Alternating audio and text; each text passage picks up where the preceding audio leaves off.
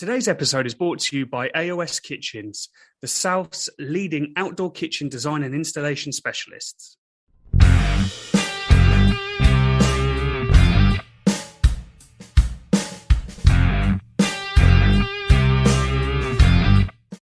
Welcome to another episode of the Meet and Greet Barbecue podcast. Please do follow us, subscribe to the podcast feed, and also give us a like and a review. It really helps people find the show. Today we're speaking to Pitmaster Pedro, also known as Pete, all about his ambassador role with LumberjAxes and also Traeger and some of the other bits and pieces he does. But without much further ado, here's Pete. Hello, Pitmaster Pedro. So for anyone who doesn't know who you are, please do introduce yourself to our audience. I'm Pete. I'm just your average guy, really. I love cooking outdoors. I'm a bit of a tech geek with the different bits of kit and stuff. I like trying different methods of cooking, different cuisines. You know, there's no set pattern to what I cook. I like doing low and slow Texan style, Asian flavors. You know, beef, seafood, poultry, pork. It's just everything about barbecue that I just love. And obviously you mentioned you love cooking, so what is it about barbecue specifically that's kind of ignited your passion or continued that passion into to where you are now? I don't know, really. I've always been a foodie, you know, for as long as I can remember. Living with my mum when I was a kid, you know, she did lots of varied different types of things, you know, and then like moving out, bought my first house, just walking around a DIY store and picked up a barbecue, you know, and it just all grew from there, from living in the first house, being your average Joe sausage burner. You know, then I sort of flip-flopped between a couple of different things. I had a couple of gas grills, and then when I moved here, I bought another Weber kettle, and that's where it all grew from. Really, I've always had a barbecue. You mentioned there you picked one up early doors. What did you go for? We've heard a lot of different contrasting types of barbecues. Some have gone straight for offsets. Some started off with gas. Some started off with a 30 quid kettle that rusted after a week. Where did you start? So it was an Outback grill. It was just a direct grilling surface, maybe 2 foot square, 2 cast iron powder coated grills, stove enamel grills, that sort of thing, just with a charcoal basket underneath, and that was it. So it was perfect for steaks and stuff like that. I burned loads of food on that grill. You know, the classic mistake of just like filling the charcoal basket and lighting everything at once, and just I ruined loads of food with that. So but it all sort of started there, really. And when you go on.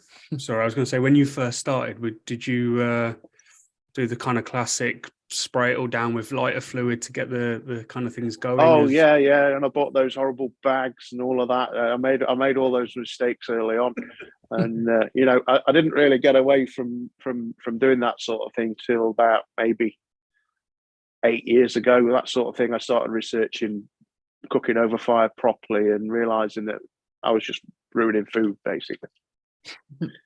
It is mad to think, isn't it? Just how we've started with coating our food with lighter fluid, essentially. Yeah, and if you did use that stuff correctly, it was okay. But you know yourself, by the time that that stuff's fit to cook on, all of the heat's gone. You've got maybe like 40 minutes of cook time left. Yeah, and you know, and it's just no good, is it? You know, we've come so far, come a long way since then.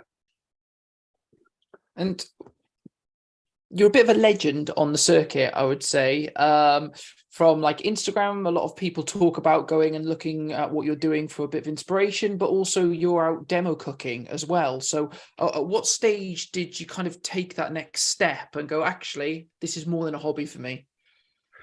Well, I guess probably 2 years ago, Brendan and Jay reached out from LumberjAxes. We did a couple of lives together and had a bit of banter and that online. From there, that progressed from offering me an ambassadorial role with the company. A few social media posts and using the products and promoting them. And I don't commercially get a lot out of that, I do it more to help Bren and Jay because they're a good pair of lads, and then did my first demo last year with them down at Sizzle Fest. I was on their stand, so they were selling rubs and I was knocking out food. And then I secured a role with Traeger. I'm still waiting on my first demo with Traeger grills. But yeah, through this season, hopefully I'll be out in venues, knocking out food in their name. Do you enjoy do you enjoy that demo sort of? I suppose you wouldn't be doing it if you didn't enjoy it, but I mean, do you quite like that live element of talking to people whilst you're actually cooking for them, showing them what can be achieved on a barbecue? Yeah, for sure. It does take me a little bit outside of my comfort zone. I'm not very good socially. I don't know if you've noticed. I struggle my vocabulary is not the best, so it is quite a challenge for me. But yeah, I do really enjoy it. The previous Sizzle Fest, James invited me to do like a 5-stage cook-off against Cornish Carnivore, Dom. Yeah. And we got in the SoCal barn together. I did some chicken drumsticks, and I think he did like a Thai curry. And he picked up the microphone and he was waxing lyrical, chatting with the people, and I just was sweating bullets. And I did knock out some really good food, but the interaction and the communication, it wasn't there. So when I decided to take that next step, I thought it's a good way of improving my social confidence, Yeah.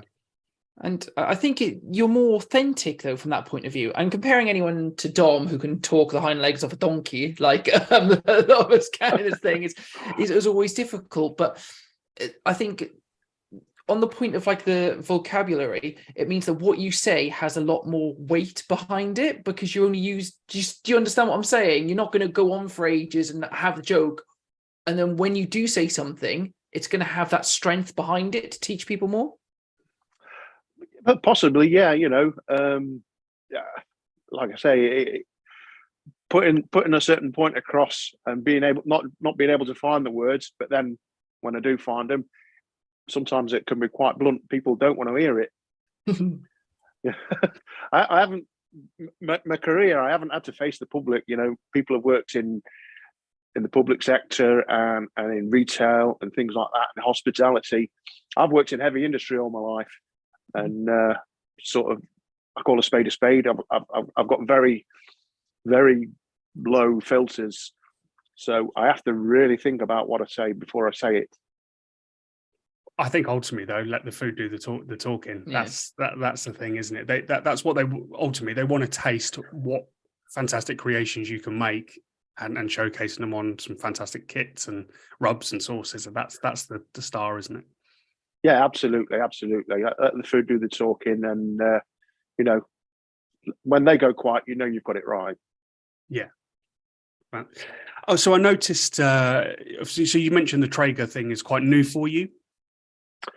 Yeah, I bought a Traeger for the missus, not the Christmas just gone, but the Christmas previous.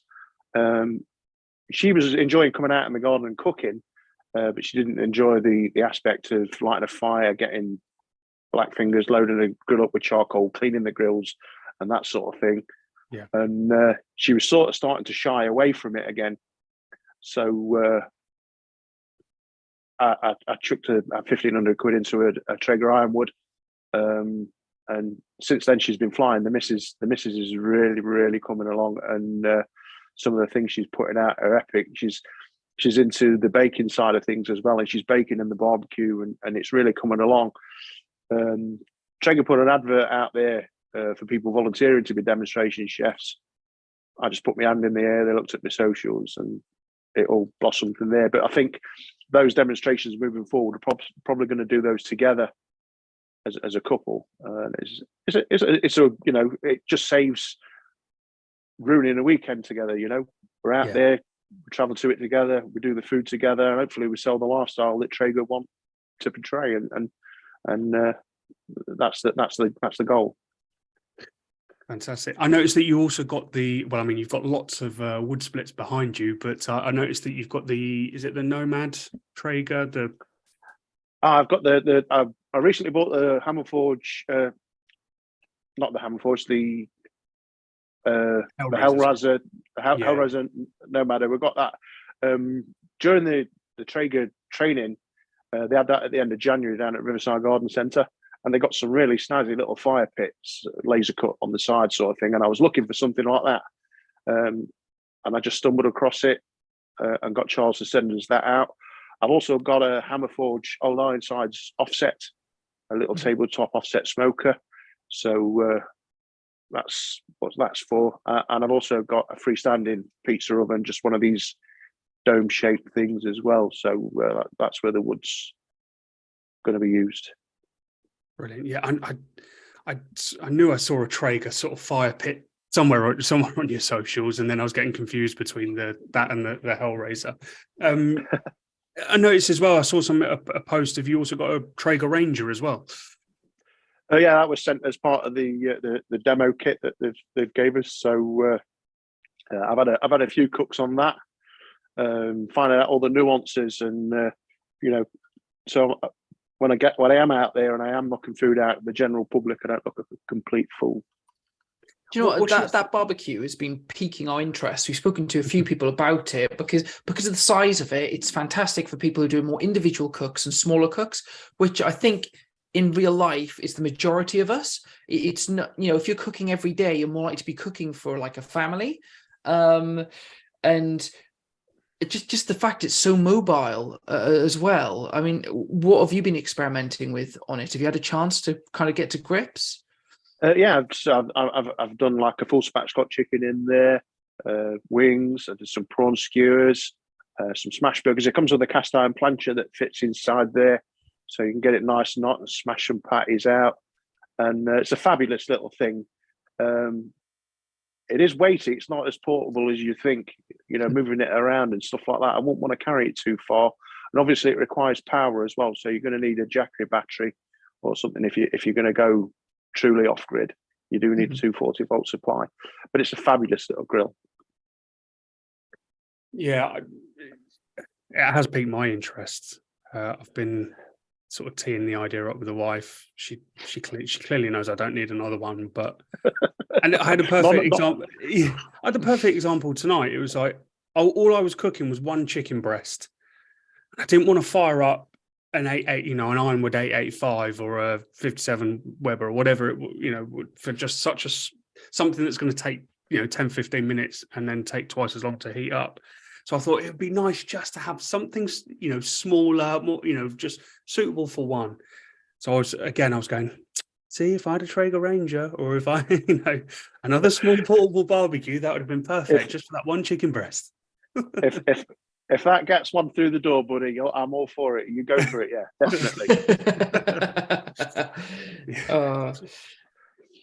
So in regards to obviously 2023, then you're going to be out with the Traeger team. Fantastic. Are you going to be doing some more with Lumberjacks? Are you going to be? I know that they're going to be at Sizzle Fest again. Obviously, we're working with them as well this season.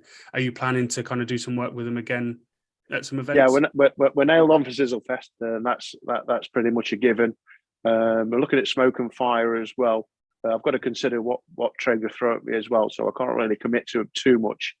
So, but possibly the Smoke and Fires and definitely Sizzle Fest for sure. I'm going to be there. Fantastic. And for you, then, you mentioned right at the beginning that you like to cook kind of all types of things on the barbecue. Is there any perhaps proteins or anything that stands out for you that you would say is kind of your forte in terms of barbecue? As you can tell by my build, I'm partial to large portions of food. So yeah, I'm a red meat fan, beef, pork, poultry as well. I do like my chicken.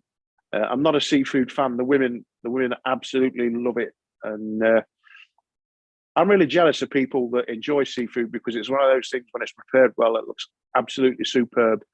You know, few things present better than well cooked seafood.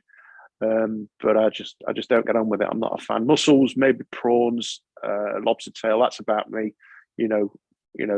Fish, wet fish, and stuff like that. Salmon. I'm not a big fan. I agree with you so much. I just can't get on with fish either, but the recipes generally look fantastic. And yeah, you're right. Yeah, I used to work offshore, and every Christmas they'd pour thousands into a Boxing Day buffet that was purely seafood. And I used to walk past it, really jealous of everybody that was just smashing food. And I'm thinking, it looks absolutely epic, but I just, a couple of prawns and a bit of Mary Rose sauce, and that was me. I don't do enough seafood on the barbecue. I think the problem I've got is I really like seafood, but my wife hates it. My daughter hates it. What's the point? Yeah, you've got exactly the opposite problem to me. I did a cedar plank salmon with some king prawn tails the other night with a new LumberjAxes mango rub, and the women hoovered it up. And I just sat looking at it, and I had a few chips. That was me. And a big prawn. And so, excuse me, for the setups that you've got at the moment, so you've got the shack. Obviously, you've mentioned a couple of barbecues that you're cooking on with the Traegers and Hammer Forge, etc. Is there anything else in your arsenal that you've got as well? All night. So I've got a Kamado Joe Classic 2. That was the first edition, sort of just before all the lockdowns and that started, and this started to snowball into being my main pastime. Got the Classic 2. I swapped out the old Weber Classic. I had the old thing with the old half moon catch basket underneath where the ash used to blow everywhere, so I upgraded that to a Master Touch. I've got a PKTX. I've got a small Thuros tabletop, the T1. Numerous attachments and a rotisserie for that.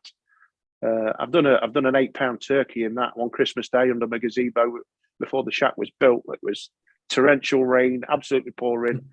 Managed to keep the lid on the gazebo. That didn't blow away, and braved it. And I really enjoyed that. That was a superb cook. And then, the Hellraiser, the Traeger, the Hammer Forge, the Ranger, and the pizza oven. So when people watch this on YouTube, they're going to see that you're in your shack and you've got all the wood splits. With all those barbecues that you listed, is your shack about 8 foot long, or? There is an extension plan, believe it or not, but the extension's planned for more kit. I've got to secure the finances. I keep saying I'm going to do it, and then we have a financial setback or something happens. I can't end up with a big bill or something like that, and we can't just justify blowing the cash on it. But hopefully the shack's 10 by 12, I think. I'm going to put that out another 10 foot, but I'm only going to half roof it. We're going to keep the gazebo, so we've got a sunny area where we can still sit. Yeah. And then there's going to be some new additions, some new stuff going into the shack. Some of the stuff that we've got currently is on its way out as well. I want to replace the Traeger Ironwood with a new timber line for the missus. And so there's lots of plans. Some of it's a little bit of a pipe dream, but most of it will come to fruition this year, I think. The timber lines are the new designs, and they're something special, aren't they? Yeah, I got to see them at the training day. Such an epic piece of kit, having the induction hob on the side and the cooking area, but they've made the cooking grates modular as well. So like you've got the massive cooking area, but everything inside the grill made of stainless steel that'll fit in a dishwasher. So it just takes all of the pain out of cleaning your grill. And it's just a really well thought out, really well built piece of kit. Hellishly expensive, I'm not going to lie to you. People will look at things like that and think, my Lord, who's going to spend 3,600 quid on one piece of kit? But absolutely just rock solid tank sized grill that you could do virtually everything with, and you've got all of the features, the set and forget. You know, people look at Traegers and think of them as an easy bake oven. The amount of convenience you get out of a pellet grill with the Wi-Fi technology and the keep warm functions and all the wireless connectivity, it just makes your life so much easier. People that struggle with fire management should think about spending that extra cash if they want to look as good as most of us do when we're knocking food out. And actually, since you've had the Traeger, have you found that you're using that more than perhaps say some of the charcoal or the wood based, just purely because of that convenience? No, I wouldn't say it's any easier to use than a Kamado, honestly. For myself, you know, you can set the vents on a Kamado grill, get your temperature rock solid. It's not going to move. For the convenience in the winter, because it's under the shack. I mean, my shack goes back to my house, so I don't even have to get wet if it's pissing it down. I would walk outside. You know, I can plug a grill, and I've got 240-volt outside. All my electrics are weatherproof and that. I can plug it in, switch it on, and go inside and control it from my phone. So from that point of view, it is really good. But with Kamado's undercover, I can pull a Weber inside here as well, and move things about. So I'd say sort of in the winter, I do lean on the Traeger a little bit more than I would have done. Yeah. But in the summer, I tend to go towards charcoal and wood more. I think as well, your point about dishwasher, for a lot of people who are first getting into barbecuing, it's the cleaning aspect that sometimes puts them off or can put people off kind of firing up. My Kamado, all the grills can go in the dishwasher, and it makes a huge difference in regards to time, cleaning and everything. So it's just another plus to try and get people through the door, right? Yeah. And like with them putting the thought into it, you know, it just goes to show that somebody out there saying, you know, you have you got a Traeger? Have you got anything of that sort of size, a sort of an ironwood, that sort of thing? Yeah, and like, you know, and like, all you can do is heat it up and brush it off, really, or get your pressure washer out if you've got a pressure washer. Then you've got to blast all of the food crud everywhere and that sort of thing. So the way that they've thought it and made the grill modular so that they'll fit in there, it's just, again, just elevates things and makes things so much easier. Actually, Pete, on that point, this week I have just bought a paddling pool so that I can clean my grills.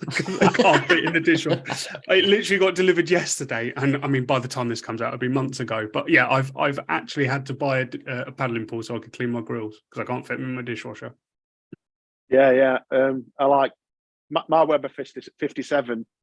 You know, I'm going to look at getting a stainless replacement because I got the mild steel. I got the one with the mild steel chrome plated. I use the Vortex a lot, and it's burnt the chrome plating away. So, but it's probably the most challenging thing in the world to clean. You know, with the flexible sides, the pop-up sides where you can add fuel to your fuel baskets and things like that. The way it all moves around and like the size of it, you just can't get it in anything to clean. So that's a perfect solution, really. I think I might jump on Amazon when we knock off. I don't blame you. Actually, I had a awful experience. I say awful.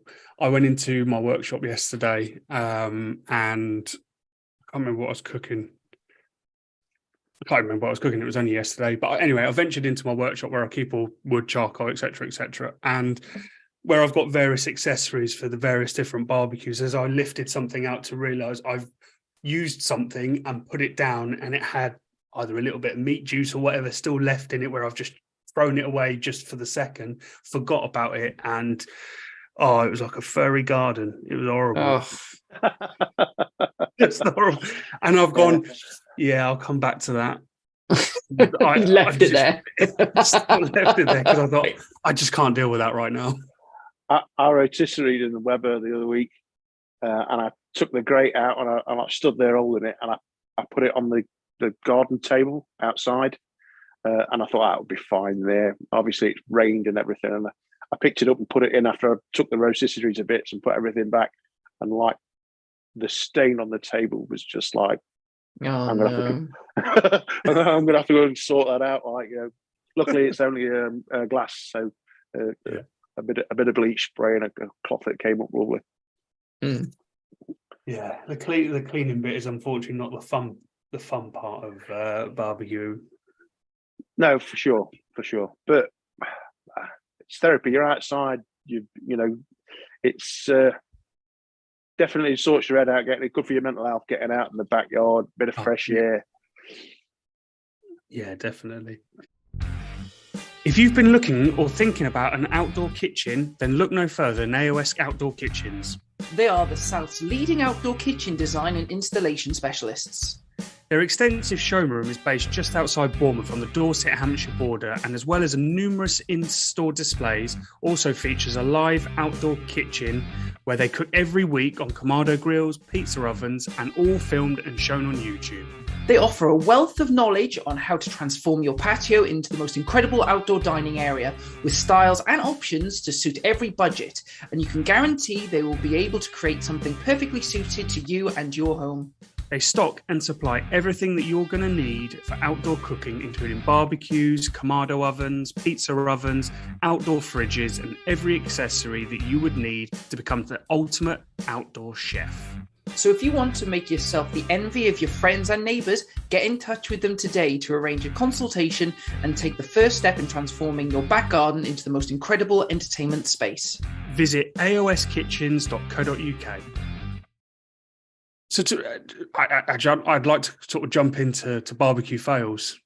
There's me sort of talking about, well, you've said about, leaving stains and me leaving stuff to go mouldy. Have you got any stories for us about things that haven't gone so well for you? So well, yeah, I did a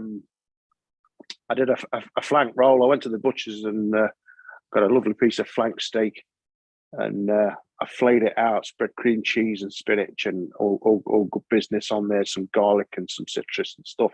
Rolled it up, tied it, and I thought it looked absolutely epic. Wasn't really sure what to do with it.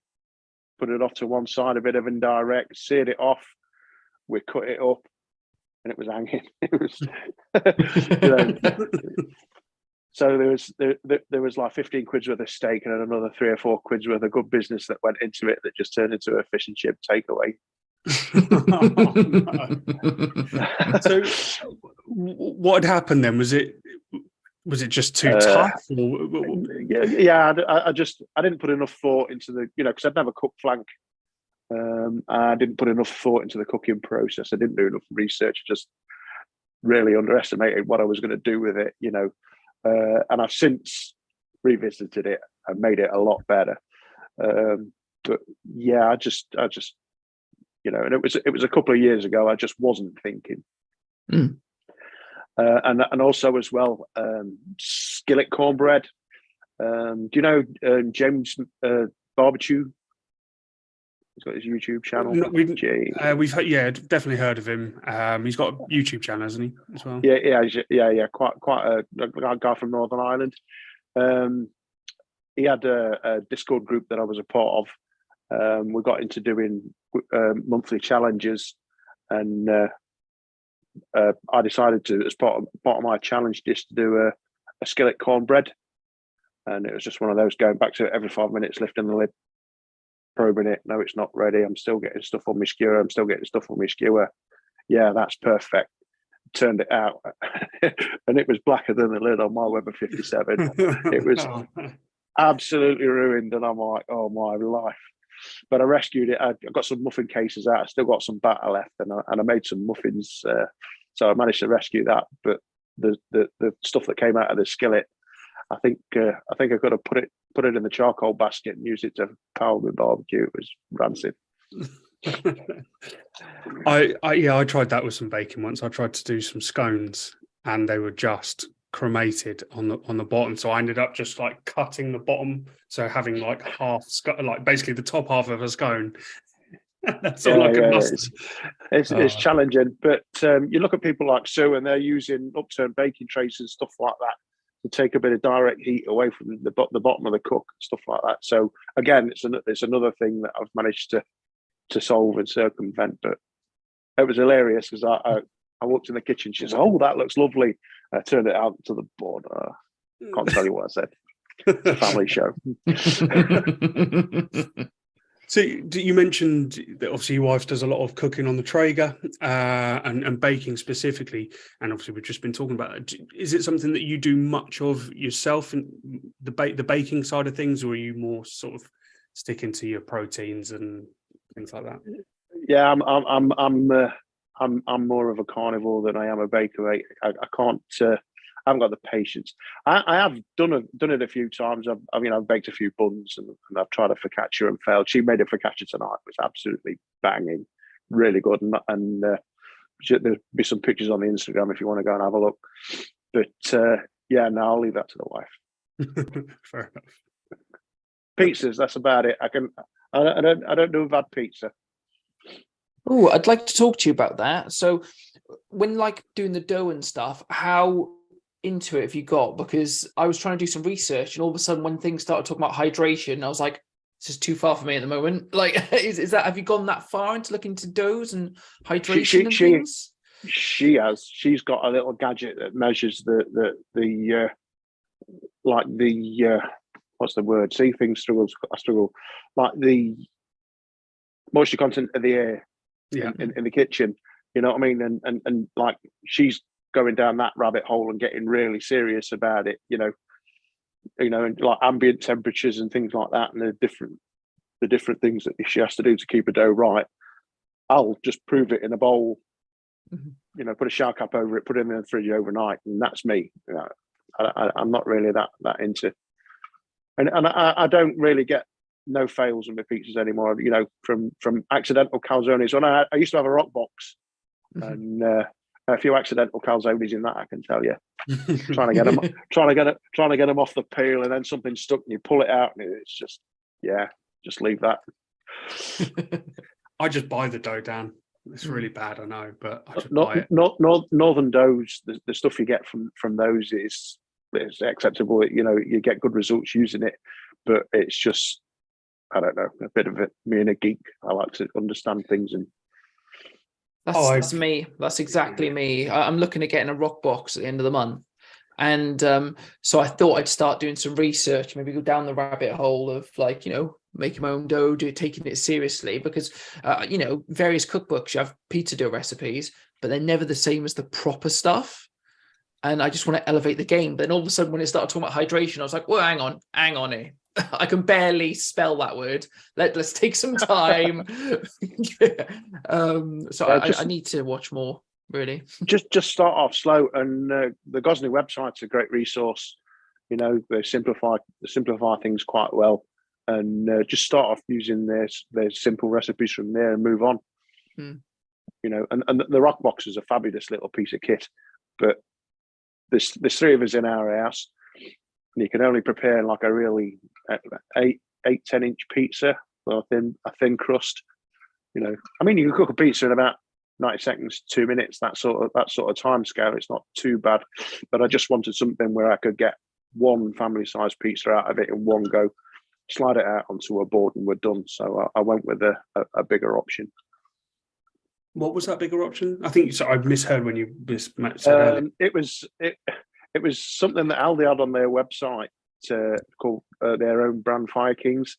So it's got like a 16-inch opening sort of thing. So you can there's a good stone base inside there, so it retains its heat quite well, and it's quite a cost-effective solution. It was about 500 quid, I think.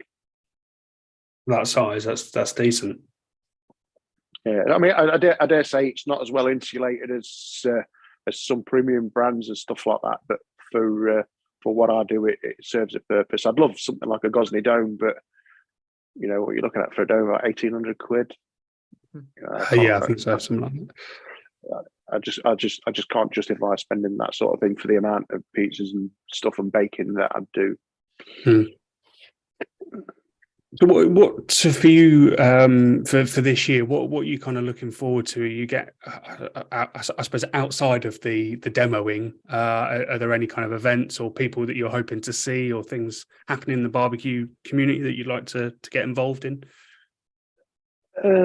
I'd like to spend more time with Bren and Jay. Really, you know, we've only done the one event together. This is a fest last year, and you know, really are on the same level, with low standards of a sense of humour you wouldn't believe. But we just really hit it off, the three of us, and they're a great pair of lads. So hopefully Smoke and Fire will come off and I'll manage to get to them. And they do some stuff, smaller events and garden centres and retailers and farmers markets. So hopefully I'll get to spend a bit more time with those. And obviously there's the Traeger stuff as well. I think that's going to tie up a lot of my time because I do work quite a few weekends in what I do. So I've got to keep an eye on what I'm doing with the barbecue, what I'm doing with work, and balancing it with my family life. So that segues quite nicely into something I wanted to ask you. So, of course, you've got the partnership with LumberjAxes, and they've recently gone through the rebrand, and they've had the new rub come out. And the versatility of what they got there is really interesting. And looking through your Instagram page as well, the amount of different types of cooks and flavors you play with, it's really interesting and shows what you can do. So it feels a bit like a match made in heaven. But can you talk us through kind of the different ways that you use the rubs and what people can get out of them? So yeah, like what they'll generally do when they're playing with a new flavour is they'll pitch the rub at me and ask me what I think. But like you've got a little bit of spicy and heat with the buffalo. Their hot buffalo rub is my go-to for most things. It's absolutely superb. Quick wings, dollop of olive oil, generous shake in a freezer bag on a kilo of wings, shake it up. Really, really simple. With a hot sauce as a glaze, set it on. Best wings, in my opinion, that I can do. Really, really superb, really easy. But then you've got the citrus that's with a new mango rub. Mm-hmm. I did the seafood stuff. I've done a bit of chicken with that. And the difference, the contrasting flavour with the mango rub and the mango sauce, people would think going double mango, that really wouldn't work, but it does. The mango rub is quite a citrusy hit. Amchur powder. I think the base of that is amchur powder, and that's quite sharp. Couple that with the sweet and spiciness of the sauce, and for me that really works. Then you've got the T-bone. Practically anything with beef. You're not just limited to smash burgers and steaks. Get it in a cottage pie, get it in a bolognese, that sort of thing. Get it in a chili. It really, really does get underneath like any beef that you're browning off, and just give a bit of an umami kick. And you've got all the other stuff that's in there, the dried onions, and then moving on to the spicy side of things, you've got the Thai Chang Mei, so like in green curries and stuff like that. Before you cook your meat off, give it a coat of that, and it just gives you another level there. You've got the Moroccan tawabul. That makes like a really, really wicked chicken shawarma. There's some buttermilk or some yogurt, healthy shake of that. Package them up, get them on the spit, rotisserie them off, and like the wife and the kids go mad at me for that all the time. That goes down really well. Then you've got the other stuff like the tempero. You've got the tandoori masala. Could be used pretty much in the same way. There's so many different things in that range that you don't really have to look anywhere else. I mean, I do use other products and stuff like that, and I'm quite open with Bren and Jay about what I do with the other things. And obviously, I've got a work partnership with Traeger, so I do use their rubs and stuff like that. But for what the lads do, you don't really have to look elsewhere for too much, because the range that they do is that varied. It just suits all needs. It's a really good set and a range of rubs and sauces. It's just superb. I think that again leads us quite nicely into our they're our BBQ Bingo partners for season 5, but we'd love to set you a BBQ Bingo challenge, Pete, and see what you can cook for us. BBQ Bingo is brought to you by Lumberjack Food Company, your ticket to Flavortown. So if I share my screen, you're going to see our high-tech wheel that we've spent millions of pounds on. And I've got that app. Yeah. Don't tell him our secret. It's custom made. It's not like if you're watching, you can't see the name of the website or anything on there. Yeah, but... exactly. Okay, so we've got a whole list of ingredients, and as we mentioned to you earlier before we started recording, a lot of these have been left by previous guests, and the only thing that's on there is called My Signature Dish, which would be your signature dish. So if it lands on that, we'd like you to cook what you're best known for. What would you say that is? My signature dish. It's difficult, really. I don't really go back to one thing that often, really. I'd say if I do something too much, it's probably wings. So should we have for wings? Yeah. Not very exciting. I know, not very original, but I do wings a lot. Yeah, sounds good. Okay, so I'll give it a spin. Whilst it's spinning, we'd like you to then think of an ingredient that you could leave for the next guests, please. So let's give it a go.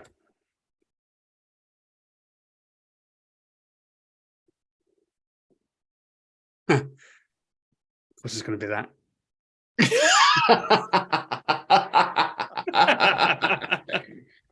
Mango. Other rubs and seasonings are available. Yeah, exactly. I tell you what, that couldn't have sounded like more of a fix than if we tried, right? Luckily, it's all on video, right? I tell you what, I'll do a mean mango chili chicken, a curry dish. So I'll steer away from using the rub, and I'll do that. Perfect. Awesome. Okay, and what would you like to leave for the next guest? Are you going to be really nice and leave a nice ingredient, or are you going to do something to stitch people up? I'm not. Oh, I've already. What I had in my mind, I've just seen is already there. I was going to say octopus because it's something that I wouldn't eat, but looks absolutely epic. Things with tentacles when they're cooked look beautiful. So that's that out of there. So what we've got there? Yeah, so some other things that we've got: beef tongue, artichoke, duck, Szechuan pepper, Polish smoked sausage, goat, fillet steak, artichoke. So we've had a few bits. I'm going to go with andouille sausage. Oh, okay, yeah. Go with what? Sorry, andouille sausage. Yeah. How do you spell that? Hopefully you've got a spell check. It's ANDUILE, I think. Oh, NDUJA. No, that's andouille. Oh, that's what happens when you Google something and it corrects you. I tell you what, I'm going to put it there, and then I'll Google how to spell it later. Awesome. Great. Well, yeah, I can't believe that mango of all things, but mango chicken curry sounds amazing. Yeah, and like I say, we'll steer away from the. We spent maybe 15 minutes talking about mango rub and mango chili sauce. So I'll step outside of that and do something different. And would you normally use a fresh mango? For sure. Yeah. For sure. Yeah. Fresh mango, mango chutney. Good on the British Indian restaurant style of cooking it, a base gravy, partly cooked chicken in a wok, that sort of thing. Brilliant. So is there anything else that we haven't sort of spoken about yet in regards to barbecuing in general, or the community, or events, or anything like that you'd like to kind of chat about?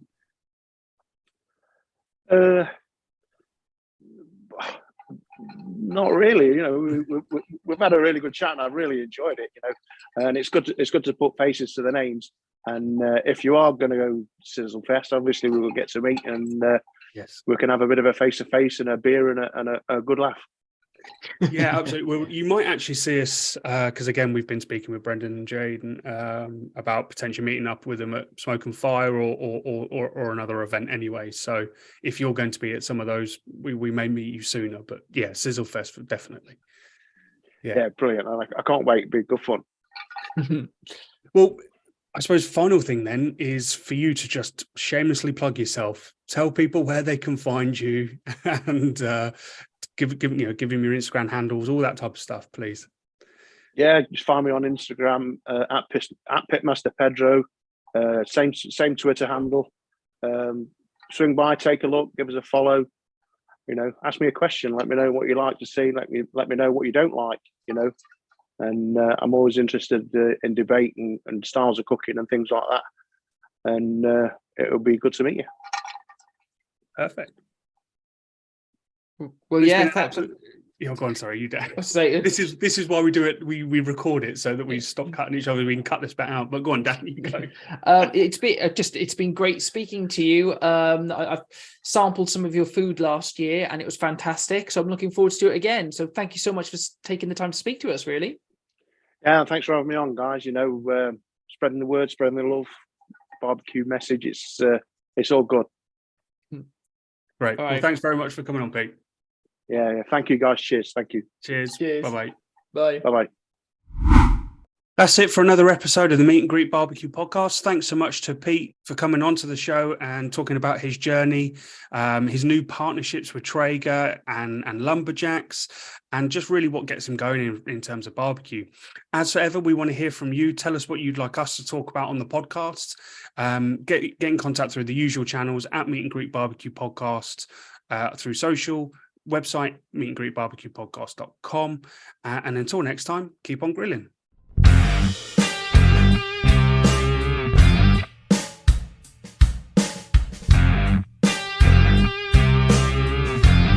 Today's episode of the Meet and Greet Barbecue Podcast is brought to you by AOS Outdoor Kitchens. They are the South's leading outdoor kitchen design and installation specialists.